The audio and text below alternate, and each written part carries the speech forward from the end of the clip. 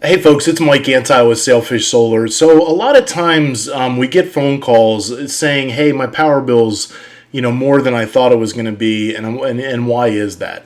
And so sometimes there are legitimate technical issues that are going on. Sometimes there was a salesman, certainly not one of ours, that might have misled a customer, and then sometimes it is just the seasonality of solar that might actually affect your system. At the end of the day, solar does produce different amounts at different times of the year. So in this video, we're going to talk a little bit about how the seasonality of solar production versus your house's consumption, might have an impact on your utility bill. All right, let's dig in.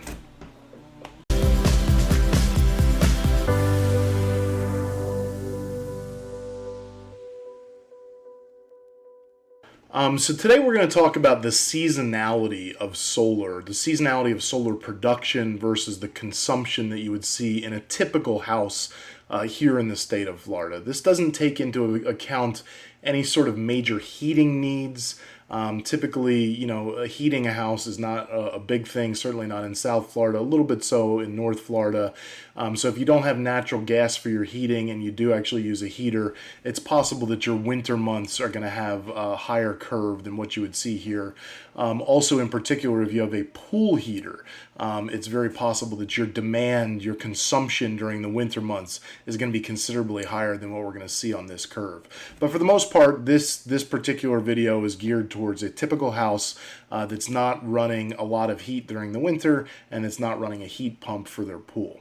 And so typically what you will see, if a solar salesman is talking to you, number one, if they tell you that you're never going to have a power bill ever again, that's a major red flag because you're always going to have a power bill. There is a minimum connection fee for the utility companies just for the luxury of being connected to the grid, and there's really no way around that. What a salesman will likely tell you is that you can offset through a net metering program. For most of Florida, you'll be part of a net metering program, and we can actually generate extra power during some months of the year and earn credits, and then we'll offset other months of the year where we're going to be in need of credits because we're actually consuming more than we're producing. But this is a fairly standard curve that you can see in front of you here. And like I said, during these spring months, the March, April, May, a little bit of sometimes June, you're going to be typically producing more than your house is consuming. That's assuming that we set up your system to be kind of a quote unquote net zero system to begin with. A lot of times we'll go below that. We'll actually tell our clients that we like 90% offset to be about the sweet spot, and that's to account for that monthly minimum from the utility companies. But let's say somebody put you at 100% offset. This was typically what you'll see during those springtime months. Right, solar performs its best during the spring time. Number one, we get a lot of sunshine.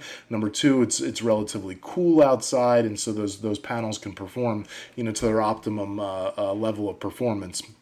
And then during the summertime, more times than not, air conditioners are on the most. Kids are home from school. Your consumption habits change a little bit. And we're actually consuming more power at the house than we're actually producing from the solar system.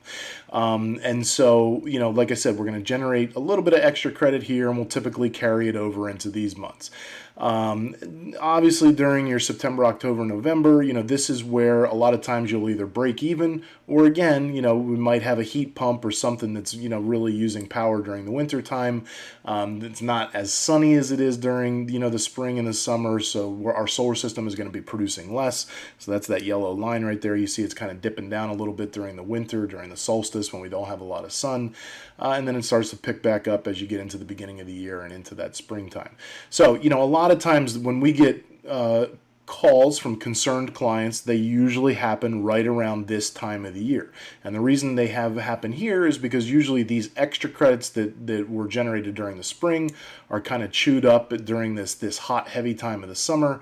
And then now, all of a sudden we're still consuming a little bit more than we're producing in the October, November time frame. And ultimately you are going to have a little bit of a power bill. So again, these are the months where you should have that $25 minimum. And then where the blue exceeds the yellow, these these are the months where it is normal to expect a little bit of a power bill.